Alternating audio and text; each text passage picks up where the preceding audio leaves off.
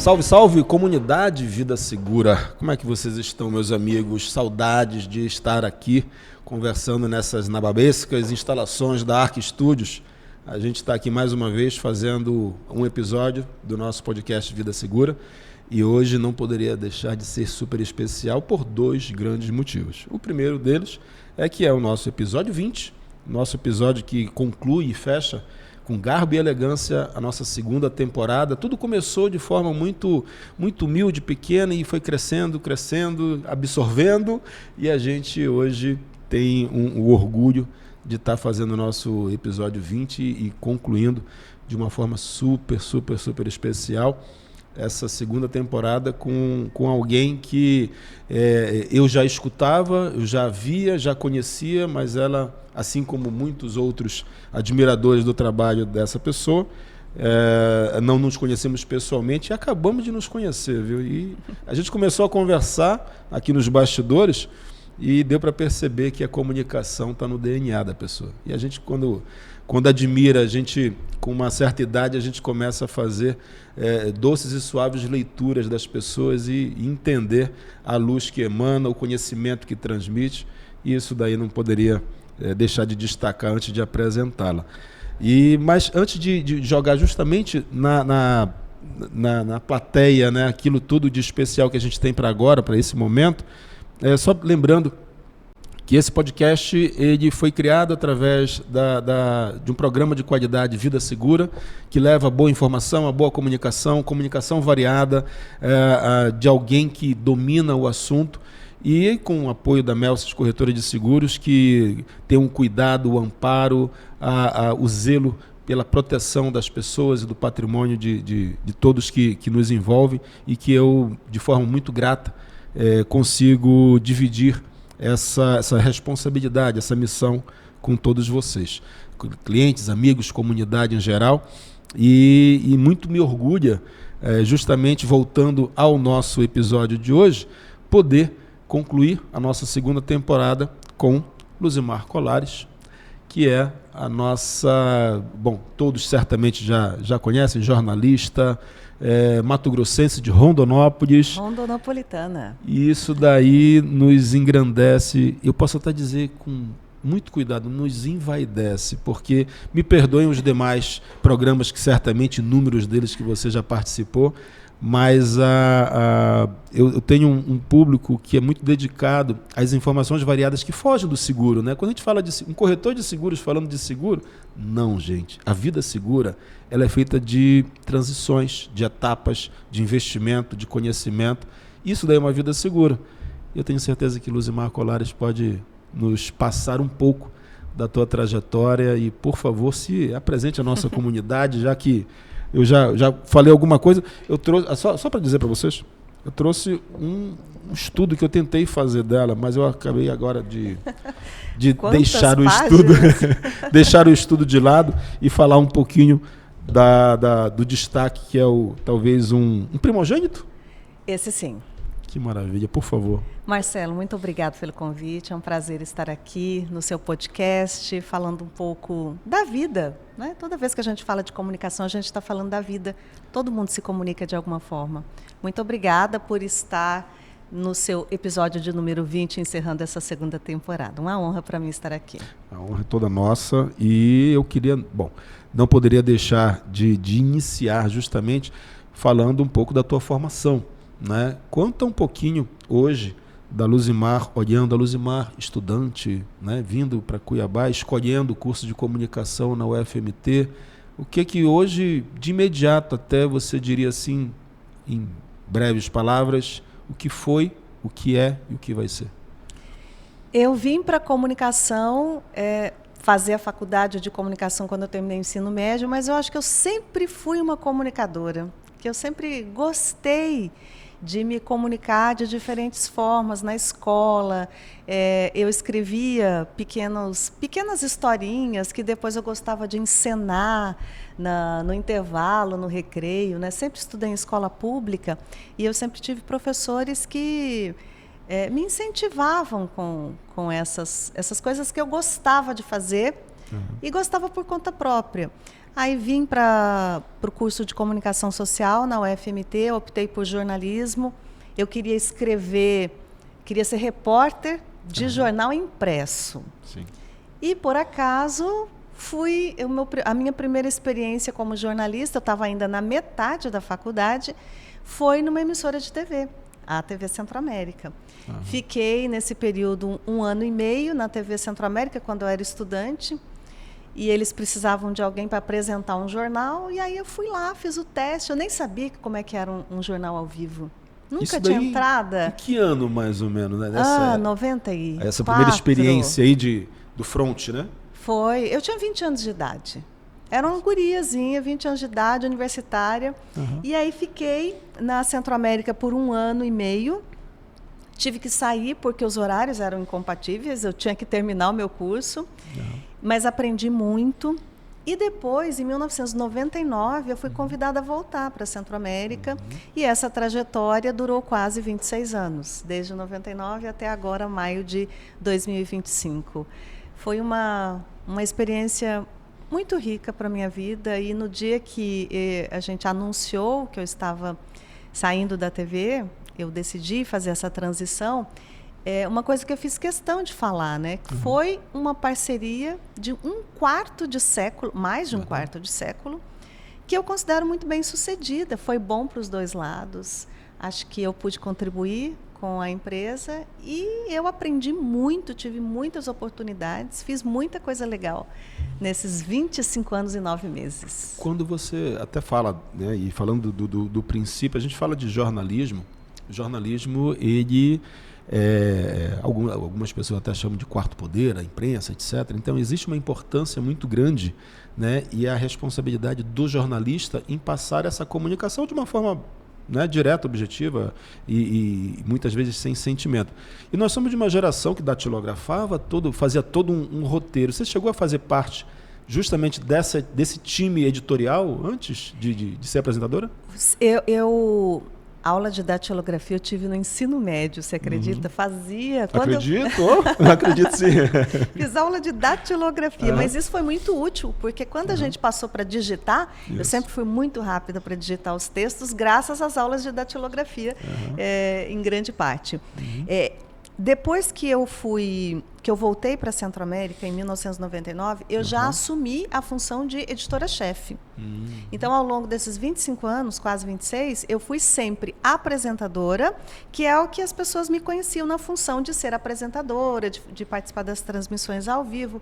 Mas eu sempre fui editora também. Então, eu estava na frente das câmeras, mas eu também trabalhava atrás das câmeras, coordenando a equipe, que editava o jornal, que montava, que fazia essa seleção. O editor, ele faz essa curadoria, né? Tantas coisas acontecem no dia. Sim. E o editor tem a função de, primeiro, separar o que vai, o que não vai e como isso vai ao ar. Certo. Então, essa é uma função... É o primeiro que chega e o último que sai? Sempre. E aí, o editor também ele tem esse contato com as outras pessoas que compõem a equipe, né? Sim. Com o pauteiro, com o repórter que vai para a rua, com o editor de imagem que vai cobrir as reportagens que os repórteres traz da rua. Então, o editor é essa figura que circula em todas as etapas da produção de um telejornal. E isso, inclusive, hoje. Atualmente, sim. Sempre vai ter esse papel. Sempre vai ter o editor. O editor é o filtro. O editor é aquele que tem a responsabilidade de olhar o produto como um todo. Isso te facilita quando você vai para frente, no caso, vai apresentar um jornal. Em algum momento... Você sugere, opina, isso daqui não está legal da forma como eu vou falar. Você tem o jornalista, né, que está à frente da câmera. Até porque o texto que a gente fala, o texto da apresentação, que no linguajar do jornalista, é a cabeça da notícia. Eu fazia muitas das minhas próprias cabeças e, às vezes, as que eu não fazia, eu mexia, sugeria... Isso faz parte também. E é importante que, como editor, você tenha a visão do todo. Sim. Então, o editor, ele tem que saber um pouco de tudo, porque a gente tem lá um equipamento que chama teleprompter, que você lê o texto, mas às vezes o teleprompter não funciona, às vezes dá alguma coisa lá, equipamento você sabe como é, né? De volta e meia tem algum problema. Mas aí você tem que ter aquele conteúdo, a frieza de olhar para uma câmera e um acompanhamento ou seja, a tua habilidade vai muito além. Quem faz jornal ao vivo, rádio, TV ao vivo, internet ao vivo, tem que ter sangue frio, Marcelo. Porque você às vezes planeja tudo lindamente, o jornal está ali prontinho, acontece alguma coisa na rua, muda toda a sua pauta, muda todo o jornal, às vezes você tem que refazer o jornal com ele no ar. Sangue frio, tem que ter muito sangue frio. Quando você claro, por toda a tua experiência e super conhecida, com certeza, na parte do jornalismo, enfim, você, como pessoa, que você lida às vezes porque a tua relação de confiança ela é estabelecida, né? Quando você passa uma notícia, fora, no teu dia a dia, da Luzimar Pessoa, no seu CPF, quando você é abordado, você percebe esse sentimento das pessoas, a relação de confiança que você passou por 25 anos? 25 dessa segunda etapa, sem contar aquele 1 ano e meio que eu fiquei quando eu era estudante, sem contar que eu trabalhei 2 anos também numa outra emissora aqui, que é a TV Cidade Verde, que na época era SBT. Então, somando tudo, são quase 30 anos. Então, as pessoas param para falar comigo e eu acho bom, isso não me incomoda, porque na maioria das vezes as pessoas vêm falar, olha, que legal o seu trabalho, eu gosto do jornal, estou com saudades de você. Então, isso é bom porque mostra o quê? Que o meu trabalho, de alguma forma, teve relevância para a vida dessa pessoa. Quando eu saí da Centro-América, algumas pessoas me mandavam mensagens, bravas até. Como assim que você saiu e nem avisou para a gente? Você está abandonando o barco, não vai nos deixar sozinho? Então, assim, não deixa de ser um carinho, né? Que eu recebo até hoje. E eu me sinto muito feliz por isso, porque é uma prova de que essa fase da minha vida eu construí um legado profissional que eu vou levar para o resto da minha vida. E isso é bom. Eu aprendi com muitas das pessoas que pararam para conversar comigo sobre determinados assuntos. Ida ao supermercado, eu voltava para casa com 2 sugestões de pauta, pelo menos. Isso era comum. As pessoas me abordavam, olha, vocês precisam fazer uma matéria sobre tal lugar. E na feira, nossa, feira voltava com 5 pautas. Você vai na igreja, na porta da igreja, alguém te aborda. Olha, vocês precisam fazer... Então, assim, essa convivência, isso de conversar com as pessoas... Jornalista tem que gostar de gente. Jornalista tem que gostar de conversar com as pessoas. E é daí que vêm as melhores matérias. E quando você tem esse reconhecimento legítimo, né? Porque eu acho que a legitimidade do povo, ela te engrandece, e seja para melhoria, seja para especializações, enfim... E eu te falo, a gente estava falando um pouco antes de a gente começar a gravar, que eu sou reconhecidamente o meu auditivo, né, destacado. Então, a voz, vocês já perceberam a voz de Luzimar Colares? Então, assim, a gente acaba tendo, a pessoa quando fala, você já se lembra, você já retrata exatamente aquilo que te constrói enquanto essa relação de confiança que a gente falou há pouco. Isso daí, hoje, facilita muito para o jornalista, né? Em especial na fase de transição, que a gente já vai entrar justamente nisso. Quando você estabelece isso, o risco do sentimento, fica o sentimento do vazio, você nos abandonou, mas, entretanto, contudo, todavia, vem um novo projeto por aí. Isso daí é uma munição a mais para você? Claro, porque ao longo de toda a minha carreira que eu construí dentro de uma emissora, de rádio, de TV, eu construí uma imagem. Com o meu trabalho, com a dedicação dos colegas todos que trabalhavam comigo, porque em rádio e em TV ninguém trabalha sozinho. Então, isso foi muito importante. E isso que eu construí é um legado que fica para a minha vida, mas é um legado que eu também vou transformá-lo em outras formas de trabalho, que é o que eu estou fazendo agora. Mas é a voz, a comunicação, né? A comunicação é aquilo que a gente constrói de imagem. Certo. Não é só a comunicação verbal, aquilo que você fala, a forma como você fala. Mas você também constrói a sua a sua imagem pela voz, você constrói a imagem mesmo física da pessoa, olhar para você, saber quem é você. Ah, você é a moça do jornal. Né? Ou então a pessoa me ouvir e falar, você é a do rádio. Então você constrói essa imagem no imaginário das pessoas e isso faz parte da figura que eu construí como profissional. E você tem, claro, dentro do legado todo, desses anos todos, eu tenho um destaque que com muito orgulho, certamente todos nós, mato-grossenses, por nascimento ou por adoção, como eu, a gente traz que foi, eu acho que foram uns 50 anos do Jornal Nacional. Foi, final de 2019. Como é que foi essa experiência de você estar naquela bancada que para nós, assim, e digo, até me arrisco a dizer, a nossa geração acompanhou Cid Moreira, Sérgio Chapelin, né, de forma inigualável. Naquela época não tinha as mulheres na bancada, né? Hoje, a Renata Vasconcelos e outras estrelas do jornalismo aí, certamente, ícones que passaram. E você foi uma das que passou por aquela bancada. Foi uma emoção. Foi algo especial, assim? Foi, nossa, aquilo muito, aquela atmosfera ali, realmente é tudo isso que a gente imagina? Foi no ano de 2019, eles montaram aquele projeto JN 50 para comemorar os 50 anos do Jornal Nacional de uma forma que o Brasil todo participasse. E aí a equipe do JN selecionou um colega, um profissional de cada estado, e eu tive a honra de ir representando o Mato Grosso. E aí eu já tinha estado na TV Globo, né? Na redação e tal, como visitante, às vezes a gente ia para conhecer. Mas uma coisa era estar lá como alguém que ia apresentar o Jornal Nacional. E o Jornal Nacional, até hoje, é um dos jornais mais assistidos do mundo, proporcionalmente. Sim. Porque a audiência é muito grande, continua sendo. Então, quando você vê aquele cenário, você percebe que você está ali, é você que vai apresentar.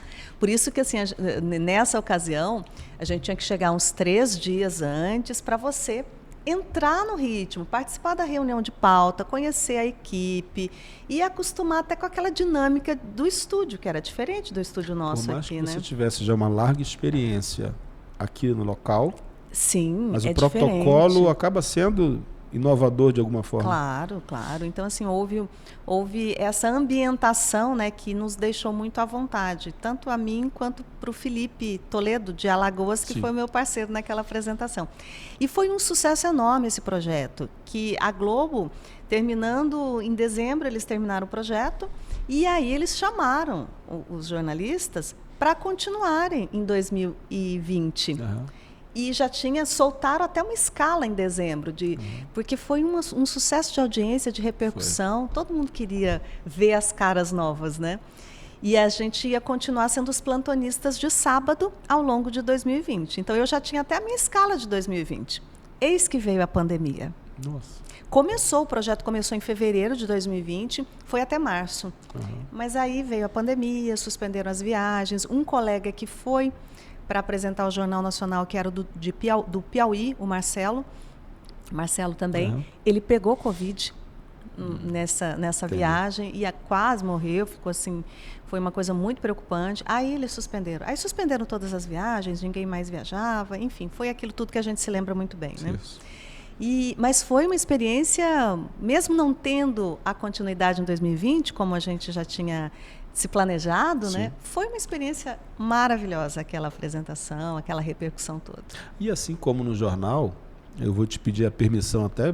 Bom, eu estava até folheando aqui, vendo algumas partes que eu já havia destacado em relação ao teu livro, mas fica à vontade em relação a alguma citação, assim, com essa boa lembrança do Jornal Nacional, alguma, seja de ordem local ou até mesmo nacional, que você possa dizer assim... para o jornalista que está começando agora, acredita que vale a pena. Porque são histórias iguais a essa que você viveu e hoje está no teu legado, que isso daí constrói um futuro. Que aí logo a gente já vai falar do teu futuro. Quais das histórias, e inclusive, eu assim, vou me permitir até enriquecer essa pergunta. No rádio, por exemplo, você tem pessoas, colegas, inclusive, comentaristas que engrandecem aquilo que você fala e fazem um comentário, e vocês têm... E muitas vezes você vê que além da notícia, você dá o teu sentimento, né? Eu acho que você é uma palmeirense dedicada. Sou. Né? E você sempre, na oportunidade, você acaba, às segundas-feiras, você fazia um comentário, seja pela vitória ou pela derrota, um comentário a mais do teu eu, Sim. de ser a torcedora. E assim como tem o sentimento da torcedora Luzimar, né, da notícia em si, mas em outras situações você chegou a colocar o teu sentimento como cidadã, como pessoa? Muitas vezes. Existem notícias que assim, a gente tem que levar ao ar, né, Marcelo? Mas assim, você não consegue se distanciar tanto. Aquilo dói em você, aquilo te machuca. Uhum. Então, assim, notícias de agressão contra criança, contra mulheres, contra idosos. Toda vez aquilo me machucava muito. E diversas vezes eu falei, tanto na TV quanto no rádio, sobre a necessidade da gente mudar a forma como a gente se comunica também. Foi até o tema de uma coluna recente que eu publiquei. Uhum. A forma como a gente se comunica, ela pode ajudar no combate a vários tipos de violência. Sim. E ela pode ajudar a perpetuar a violência.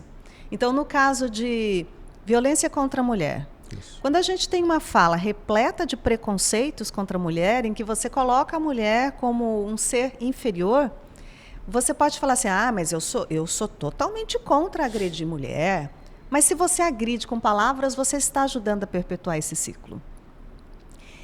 Então, assim, em várias situações eu pontuava essas reflexões, porque é nosso papel social, como jornalista, servir de ponte, muitas vezes, entre o poder público e o cidadão. Sim. E também levar mensagens de reflexão, como essa, de combate a todo tipo de violência. No caso, por exemplo, você me perguntou, né, mensagem para o jornalista, para ele ter aquela sensação de que vale a pena? Vale a pena. É uma profissão muito difícil. Eu sempre trabalhei ou Natal ou Ano Novo. Uhum. Então, assim, a gente está trabalhando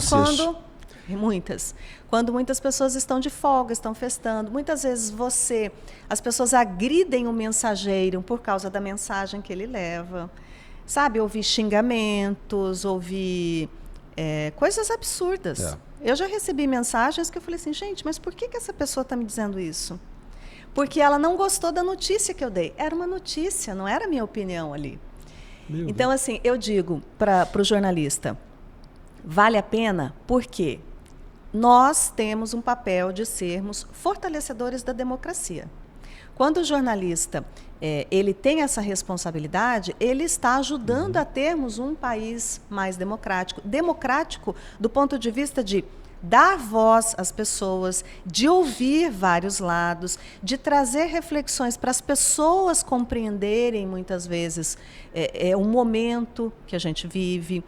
E outra coisa que eu sempre digo, olha como nossa função é importante. Dezenas de vezes, Marcelo, nós colegas de redação da TV e do rádio, a gente ouvia as pessoas ligando, olha, eu estou ligando para agradecer, porque só depois que o nosso caso foi mostrado na TV é que nós conseguimos que arrumassem uma vaga para a gente no UTI, conseguimos que a nossa rua fizesse um tapa-buraco. Olha, é coisa mínima. Você dá voz ao silêncio ensurdecedor da população. Então, isso não é nossa função arrumar vaga para a pessoa ser atendida na saúde pública. Não é a nossa função consertar buraco. Mas quando você mostra, você dá visibilidade a isso por meio da imprensa, aquilo chega até as autoridades que muitas vezes não conseguiram enxergar anteriormente aquilo, ou por causa de outras demandas não deram a devida atenção. Mas, enfim, a nossa função também é cobrar. Muitas vezes o jornalista é bem chato, eu confesso. Porque você vai lá e cobra. Mas a chatice faz parte da conquista, faz parte. Né? Você então, às vezes você está lá para cobrar. Muitas vezes você vai vai fazer uma reportagem sobre determinado assunto, você ouve a versão dele, mas eu tenho que ouvir a versão do outro também. E às vezes a pessoa acha que é só a versão dela que vai ao ar. Não pode ser. Não pode ser. O bom jornalismo diz que não, que eu tenho que ouvir o ponto e o contraponto. Né? Então, vale a pena. Isso daí, a gente, sim, claro, caminhando para o momento atual hoje, quando você se depara com situações, inclusive que no teu livro são crônicas, histórias, contos que você vivenciou. Muitas coisas. E uma das que eu até destaquei aqui é a comunicação entre as gerações, né? Você tem uma lapidação muito bacana quando você se dedica à comunicação. Hoje eu tenho um filho de 25 anos, né? E que não ele, porque eu sempre, até a gente procura dizer assim, filho, gírias, conversas, mas não é nenhuma gíria. Hoje a amiga virou miga, sua louca, não sei o quê. Então, assim, a forma da comunicação hoje, quando você se depara pela mídia hoje, por canais fora até a grande rede, que seria, no caso, a Centro-América em especial, mas você procura atingir, sem mudar teu vocabulário, certamente, mas você sabe que você atinge uma geração da nossa idade, até mais velho, até mais jovem, ou até os mesmos, o público. Qual é hoje a melhor forma de se comunicar para ter uma ampliação de objetividade na comunicação? Uma coisa que é muito importante e que está no meu livro, inclusive, é você saber para quem você está falando. Sim. Num telejornal, você está falando para um público muito amplo. Então, eu não tenho como usar somente um tipo de linguagem para atender um tipo de público. Eu tenho que falar de uma forma que todos compreendam. Então, eu tenho que mesclar os assuntos para que tenha interesse para quem é jovem, adolescente, que hoje em dia gosta muito mais de ver depois na internet o jornal do que parar para assistir. Então, são novos hábitos. Então, num telejornal, você tem que falar para vários públicos. Então, você tem que usar uma linguagem acessível, que todos compreendam. E quando eu vou falar, por exemplo, num podcast, que eu sei que tem um público mais segmentado, ou eu vou dar uma palestra para determinado público, é algo muito importante. Falar de uma forma que seja um conteúdo interessante para este público. Você vivenciou, acho que agora, no TEDx Cuiabá? No TEDx. Os speakers, eu acho que você teve essa experiência, né? Eu fui uma das speakers do TEDx. Eu até contei, né, que eu passei a minha vida toda assistindo as palestras do TED, do TEDx pela internet. Eu acabei sendo convidada a ser palestrante no TEDx Cuiabá. E um dos pontos, justamente, que eu levei para a minha palestra foi esse, de que, olha, para a sua mensagem ela despertar interesse no outro, você tem que falar de uma forma que o outro te compreenda. E se eu for falar a mesma mensagem para 3 públicos ou outros públicos, muitos públicos diferentes, eu tenho que trazer elementos que interessem àquele público. Um exemplo que eu citei na minha palestra do TEDx, já vou dar um spoiler aqui. Que maravilha. Se eu sou uma pesquisadora e eu tenho um estudo sobre a importância da preservação do meio ambiente. Nossa, um estudo importantíssimo. Mas eu vou falar para um público, vou falar para o pessoal do agro. Eu tenho que colocar na minha fala algo que vai fazer sentido para este pessoal do agro. Então, eu vou lembrar para o pessoal do agro, olha, a agricultura depende de condições estáveis do meio ambiente, de clima e de tudo mais, para que ela continue, né, tendo resultados. Se eu for falar sobre essa mesma pesquisa para quem é do meio do turismo, eu tenho que trazer outro enfoque. Olha, gente, se a gente tiver o meio ambiente preservado, a gente consegue continuar atraindo turista. Se tiver tudo devastado, não tem mais turista que quer vir para cá. Se eu for falar sobre essa mesma pesquisa para uma comunidade ribeirinha, as pessoas que dependem ali da pesca, que vivem nas margens do rio, o enfoque já vai ser outro, é a mesma pesquisa. Eu vou falar o quê? Que a pessoa tem que cuidar do meio ambiente, porque senão o rio vai ficar contaminado, não vai ter peixe, a qualidade da água vai ficar ruim, ele não vai ter como usar água para lavoura, para consumo. Então, você veja que é você que adapta a sua mensagem ao público, para que a sua mensagem seja interessante a diferentes públicos. E, claro, não somente dessa forma como você tem esse exemplo do TEDx agora, mas também você também faz um papel de cerimonialista em alguns eventos, e aí a tua figura como jornalista, isso daí também te eleva a fazer todo esse cerimonial, seja ele de qualquer público ou algum público específico, ou seja, independente do local em que você está, a comunicação ela é super importante da forma como você faz. Você tem que adequar a sua comunicação ao público. Se eu vou, por exemplo, atuar como mestre de cerimônia, Chego lá, tem um roteiro, ok, mas eu faço questão de saber, olha, quem é o público, quem são essas pessoas que estão aqui, qual que é o objetivo deste evento. O objetivo deste evento é emocionar, o objetivo deste evento é mostrar uma inovação, então eu tenho que adequar a minha comunicação à necessidade deste evento. Isso daí prende, sabia?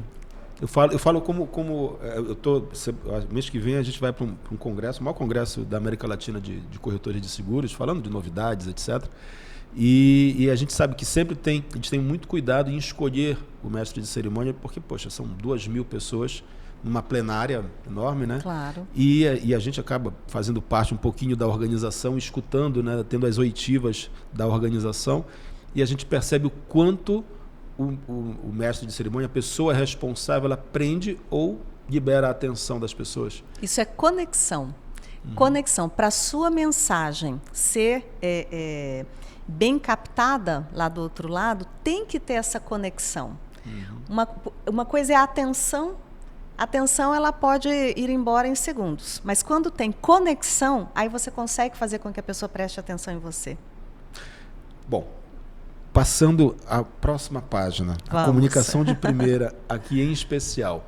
Eu vi aqui no teu prefácio, enfim, que você realiza um sonho ao escrever esse livro e compartilhar as experiências. E só que certamente, além desse conteúdo maravilhoso, você tem muito mais na tua caixinha mental de boas recordações. Fala um pouco desse primogênito e até daquilo que pode vir mais à frente. Vamos lá. O Comunicação de Primeira é o resultado de textos adaptados de uma coluna que eu escrevo no portal Primeira Página, Sim. que é do Grupo Centro-América. Eu escrevo essa coluna desde 2022. Eles me convidaram, eu sempre pesquisei sobre comunicação, não só a comunicação da redação, do jornalismo, mas a comunicação humana. Então, eu acabei de terminar uma outra pós-graduação em comunicação assertiva, influência e negociação. Enfim, eu sempre gostei de pesquisar. E eu comecei a escrever a coluna, toda semana era um texto, toda semana um texto. Aí veio a ideia, por que não colocar isso de uma forma adaptada em um livro? Aí veio o Comunicação de Primeira, que foi lançado em dezembro de 2023. Rapidinho se esgotou e aí a gente fez uma Comunicação de Primeira, segunda edição, que tem 5 capítulos a mais que a primeira edição. Esse aqui que você tem em mãos é a segunda edição, que tem 5 capítulos a mais, ele tem 36 capítulos. Foi lançada essa segunda edição na Bienal Internacional do Livro de São Paulo. Maravilha. E muitos dos conteúdos que eu levo nos meus treinamentos, porque eu ministro treinamentos de comunicação desde 2012. Era uma coisa que eu fazia em paralelo à minha atividade de redação no jornalismo, na TV e na rádio. Agora é algo que eu tenho me dedicado bastante, com os treinamentos. Então, isso que eu aprendo, isso que eu vivencio na vida, nos treinamentos, nas palestras, eu transformo em textos da coluna. E neste livro, os textos da coluna foram adaptados para o livro. E agora, daqui a pouco, não sei se vamos conseguir para este ano de 2025 ainda, mas vai sair o outro livro, que é um livro, um guia completo de Media Training. Media Training é um tipo de treinamento que eu faço para preparar porta-vozes. Preparar aquela pessoa que vai ser a imagem da instituição para o público. Aquela pessoa que vai participar das palestras, dos debates, que vai dar entrevista, que vai ser a imagem da instituição. O próximo livro vai ser isso, um guia completo de Media Training. Quando você fala que há 13 anos, né, de 2012 até hoje, essa experiência aí, e certamente você adaptou. O Media Training, por exemplo, é algo talvez mais recente, né, que você adaptou aos teus treinamentos e a forma de se posicionar, né? O que você visualiza também da inteligência artificial, ou aquilo que não somente depende da habilidade do comunicador, do jornalista em si, da pessoa que está representando a instituição, mas existem alguns cuidados, por exemplo, dessa era digital, assim, ó, se eu jogar na IA aqui como ser um media trainer, será que eu vou ter a mesma resposta de conteúdo do que a Luzimar Colares, por exemplo? Se você colocar na inteligência artificial, ele vai te dar um monte de dicas, mas o Media Training, por exemplo, que eu faço, ele é 40% de olhar conteúdo, 60% de prática. Então, o Media Training que eu ministro é você pegar e simular situações. Sim. Então, a pessoa que faz o Media Training comigo, ela passa por situações práticas. Eu vou fazer entrevista com ela, eu vou treinar a elaboração de um discurso com ela, eu vou treinar com ela uma entrevista ao vivo num rádio, eu vou treinar uma entrevista numa situação de crise. Porque uma coisa é você estar lá todo preparado, né? E se acontecer uma crise e você tiver que ser o porta-voz numa situação de crise? Eu acho que isso a inteligência artificial ainda não consegue substituir. Eu tenho certeza simular, que não. Simular essas situações, vivenciar isso tudo, não. Não vai.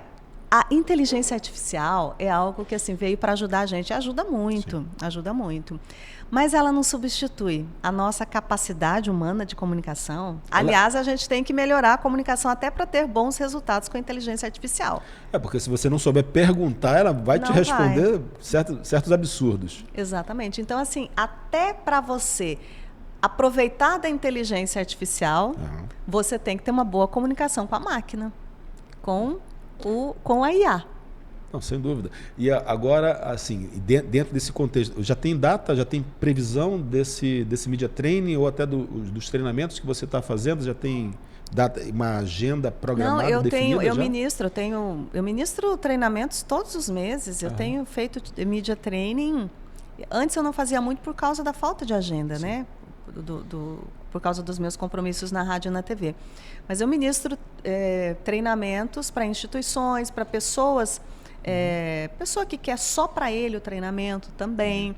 Agora, em outubro, teremos não é um Media Training, mas vai ser uma vivência de comunicação em parceria com uma grande treinadora de comunicação também. Vai ser em outubro com a Sônia Mazeto, em parceria com a R. Danilo Academy. Vamos fazer um treinamento de comunicação. E assim, tem vários. Eu tenho feito vários para várias instituições. Isso daí me provoca uma pergunta que você percebe que não basta você falar, se comunicar, mas o corpo também fala, né? Muito. Você às vezes percebe a pessoa que não tem essa habilidade, ele está falando alguma coisa que só ele acredita que é verdade, ele balança a cabeça, ele se coloca de forma inadequada. Então, assim, é algo que é necessário hoje você saber se você quer ter o teu objetivo cumprido, né? Muito. Comunicação, a gente antigamente tinha aquela ideia de que é curso de oratória. E o curso de oratória, importantíssimo, eu recomendo para que as pessoas façam, mas você precisa entender a comunicação além da oralidade. Então, comunicação é o que eu falo, comunicação é o que eu mostro na imagem, e boa comunicação também depende de uma boa escuta. Escuta. Se você não sabe escutar bem e você só sabe falar, você pode até se achar um ótimo comunicador. Mas se você não tem essa troca de ouvir, você não é. Então, a comunicação depende de tudo isso, de uma série de fatores. E quem está numa posição de liderança, por exemplo, a pessoa que está na posição de liderança, ela precisa saber escutar, para que ela tenha uma comunicação eficaz. Isso tudo a gente coloca nos treinamentos. Discutindo essa questão da importância da escuta também. Caminhando agora para justamente a fase de transição. Obrigado, João. A gente está acompanhando, a gente conversou agora que você teve uma super experiência, né? E eu compartilho um pouquinho, eu passei por isso, né? Trabalhei em grandes empresas, né? Como representando grandes empresas, e depois fui para a carreira solo. E você tem cuidados necessários, inclusive, com a tua carreira solo, né? Porque você deixa de representar uma grande instituição para você representar a si mesmo, seja pela tua empresa, seja pela tua pessoa física. E você, claro, enquanto você é empresa, você tem benefícios da empresa, que você agora vai ter que buscá-los, né? Eu falo do meu cuidado com seguro de vida, plano de saúde. Então, assim, é um universo que você passa a desvendar, e certamente passou pela tua cabeça antes de você tomar essa decisão de fazer o que você está fazendo, e em algum momento de assim, peraí, isso daqui em algum momento faziam para mim, o RH da empresa fazia para mim, a estrutura que eu tenho por trás fazia, agora quem será responsável por isso, o protagonismo, inclusive dessas etapas marginais, serei eu. Fala um pouquinho da tua tomada de decisão, quando você começou a pensar no assunto e quando você efetivamente tomou essa decisão. Foi uma longa jornada. Às vezes as pessoas me perguntam, mas assim, por que você saiu do nada? Não, gente, não foi do nada. É que você anuncia a sua decisão, né? Mas não foi algo do nada. Como eu já dava os treinamentos, já ministrava treinamentos, media training, desde 2012, eu já fui construindo uma atividade que eu fazia em paralelo quando eu tinha disponibilidade de tempos. Em algumas situações eu nem poderia dar os treinamentos por questões de choque de interesses, né? Não podia dar alguns tipos de treinamentos. E aí eu fui construindo esta outra carreira. Abri uma empresa em 2017, tinha o meu CNPJ já. Em 2022, eu busquei uma mentoria de transição de carreira. Porque eu queria entender se realmente, será que você quer mudar mesmo ou será que você só quer fazer coisa diferente dentro da sua simples oxigenação. E aí eu sempre digo, né, que é muito fácil você sair de um trabalho quando você tem problema no trabalho, quando você não gosta do chefe, que você não gosta da empresa. Mas eu gostava. Então, aí é mais difícil ainda você tomar uma decisão. Então, foi fundamental para mim passar por essa mentoria de transição de carreira para eu ter segurança nas minhas decisões. E tem gente que vai para uma mentoria de transição de carreira e percebe que não, ela quer continuar fazendo o que ela quer, mas talvez uma outra função ali dentro. E após essa mentoria, 2022, então tem 3 anos. Fui amadurecendo, fui construindo, isso tudo que você falou. Bom, eu vou ter que ter o meu próprio seguro de vida, eu vou ter que ter o meu próprio plano de saúde, eu vou ter que ter vou ter que cuidar do meu caixa, eu vou ter que me planejar para fazer caixa, porque precisamos pagar boletos, né? Então, DARF, gente, DARF, o empresário paga DARF. DARF todo mês. E aí se esquece de pagar uma DARF, né? Exatamente. Vocês que são empresários, compartilhem comigo a importância e a dor de pagar um DARF. Então, aí você tem que ter todo esse planejamento de ter alguém no apoio com a contabilidade. A gente aprende a fazer isso. Eu estou aprendendo ainda algumas coisas. Outras coisas eu fui aprendendo lentamente e é preciso fazer esse planejamento. Eu não recomendo ninguém a do nada acordar e falar, não quero mais isso, vai lá, chuta o balde, pede demissão sem ter algo planejado para a sua vida. Sim. Analisar. Então, assim, se você pode, quem quer mudar, né? Se você pode fazer uma mentoria de transição de carreira, faça, porque daí você vai ter alguém junto com você para avaliar, sim, ouvir, te dar caminhos, porque a pessoa não vai decidir por você, mas ela vai te ouvir e vai te direcionar para que você tome os seus caminhos.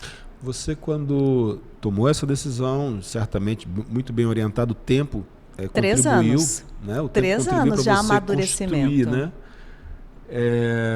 Isso daí foi fundamental. Se hoje, além dessas dicas, você pudesse olhar para a Luzimar de 30 anos atrás, né?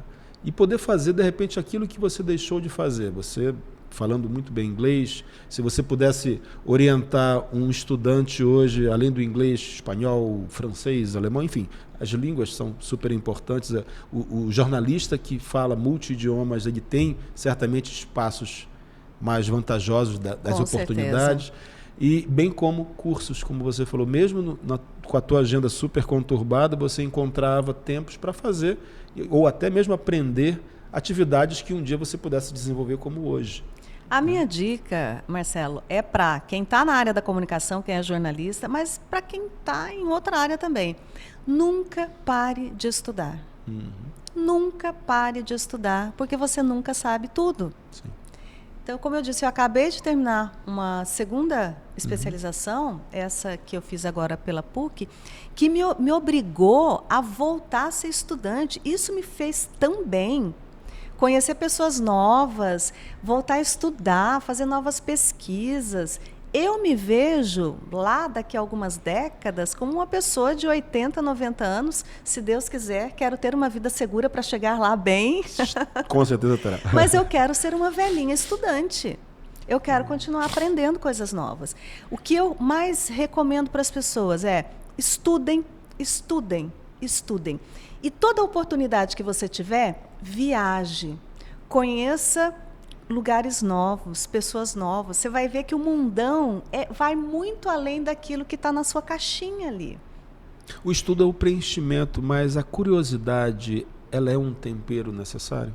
Não, total. Jornalista que Ser não é curioso, né? não, jornalista que não é curioso, ele não vai adiante, não.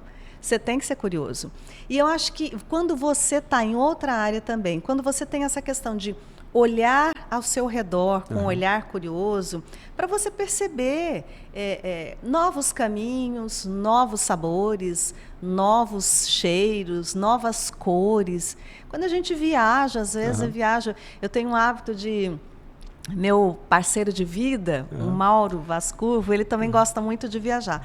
A gente já viajou para lugares assim, deserto de sal, da Bolívia, dormimos num hotel de sal, a gente já foi numa mina de prata, essas coisas curiosas. Histórias para contar. Muitas, muitas. Então, nós gostamos muito de viajar.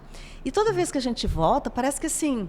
Você volta animado, refrigerado, a cabeça, né, fervilhando.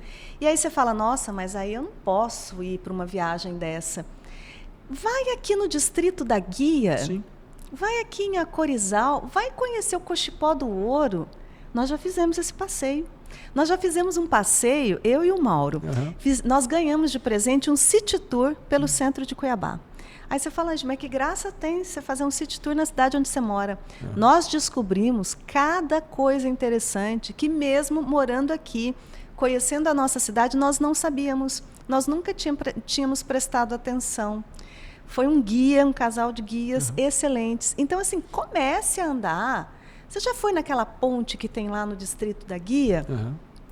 Comece a ver coisas diferentes, olhar coisas diferentes. Isso vai tornar você não só um melhor comunicador, falando para comunicação, mas vai tornar você uma pessoa mais interessante. Você me deu 2 dicas fantásticas. A gente teve final de semana agora em Poconé. Que legal! Né? E fomos a Poconé, eu já tinha ido logo quando eu cheguei aqui, há muitos anos atrás, que eu tenho 18 anos de Cuiabá, Mato Grosso, acho que fui uma vez a Poconé, e dessa vez eu tive a oportunidade de conhecer um pouquinho a cidade, e nós passamos pela frente da catedral, né? Onde tem um I Love Poconé.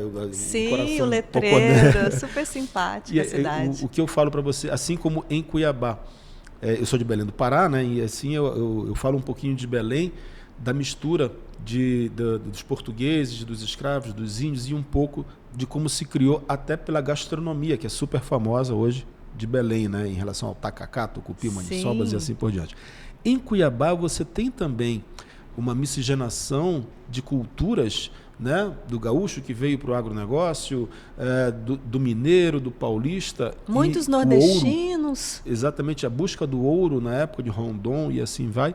Que se você não tiver a oportunidade de buscar essa curiosidade, de conhecer, você realmente fica num vazio, você acha que não tem conteúdo. Né? A gente tem tanta coisa legal para a gente conhecer, para a gente apreciar, para você saber um pouco da história do lugar onde você está. E é verdade. Eu dou essa recomendação. Estudem mais e passeiem mais. Se tiver oportunidade, viaje. Se não tiver oportunidade, passeie dentro da própria cidade, aqui nas redondezas. Tem tanta coisa legal para a gente conhecer. E isso ajuda até na sua saúde mental. Quando você abre um pouco a mente, você espairece, você vê coisas diferentes, conversa com pessoas diferentes. 2 experiências que eu tive, e o deserto de sal ainda não, mas certamente devem ser paisagens assim fantásticas. E é aqui pertinho, tá? Na Bolívia. Eu tive a oportunidade de visitar Santiago de Compostela, na Espanha, e a gente, assim, independente da paisagem, da beleza, do espaço, você tem uma atmosfera. Nesse caso lá, era um turismo religioso, enfim, e que você vê a fé no mundo inteiro. Você está em determinado momento aqui, depois aparece um japonês, aparece um europeu, aparece um americano, aparece um chinês. Então, assim, o mundo se encontra em Santiago. Então, além da beleza do conteúdo, você tem a beleza humana. Sim. Você e aí conhece você pessoas, percebe, né? Como nós, humanos, somos diversos. Isso ajuda até a gente a se comunicar melhor. Sabe por quê, Marcelo? Quando você percebe que você se comunica de um jeito, porque você teve experiências de vidas que aquele outro teve diferente. Sim. As pessoas se vestem diferente, as pessoas têm hábitos de alimentação diferentes. Então, quando você tem essas experiências diferentes, como você está contando de Santiago, você passa a se comunicar melhor com o mundo. Ah, com certeza. E o tempo voa, realmente, a gente vai caminhando. O papo é bom, né? O papo é agradável. Nossa, eu posso te dizer que tentamos conduzir de uma forma a mais positiva possível, pela tua habilidade, pelo teu conhecimento, mas a gente tem um protocolo final, já caminhando aí para os nossos finalmente, que Vamos lá. Uma singela recordação. Ai, que legal. Olha, gente. Do nosso podcast. Amei. Isso daí, Vida Segura. a gente, quando idealizou, através da Melsis, através do PQVS, que é o Programa de Qualidade Vida Segura, eu falei assim, não, eu não posso deixar de deixar uma simples homenagem, né? Que Vou certamente a tua identidade. Muito carinho. Aqui a gente tem a nossa caneca que está fazendo parte, eu peço que você leve. Vou levar também. É um símbolo de combustível, né? Que a água que você possa beber na caneca seja um combustível a mais nessa tua nova etapa aí. O nosso mimo da sorte, que é a nossa logomarca em forma de chaveirinho e que possa te dar energias, luz e contribuir no teu dia a dia. Muito obrigada, viu? Gostei demais. E o nosso, a gente sempre fala que para quem trabalha com seguro, e foi somente o que eu fiz na vida, né? Eu não tive outra oportunidade de trabalhar, então eu falei, já que foi só o que eu fiz na vida, eu vou procurar fazer bem feito. E a gente tem, os corretores de seguros e as seguradoras, 2 símbolos, né, do seguro. Um é o guarda-chuva, que dispensa a apresentação ao guarda-chuva, e o outro é o boné, que a gente idealizou também para que proteja. Cheia de presentes. Vou sair daqui cheia de presentes. Muito obrigada, viu, pelos mimos, pelo carinho todo. E nós temos um último momento, que é saber da Luzimar Colares o que é uma vida segura para você.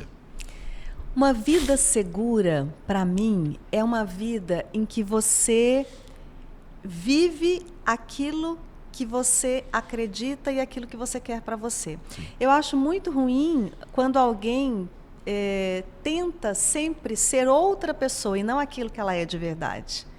Você, para ter uma vida segura, você precisa descobrir os seus valores, descobrir aquilo que te faz bem, aquilo que te traz saúde física e mental. Então, para ter uma vida segura, você tem que ser autêntico. Você tem que ser autêntico.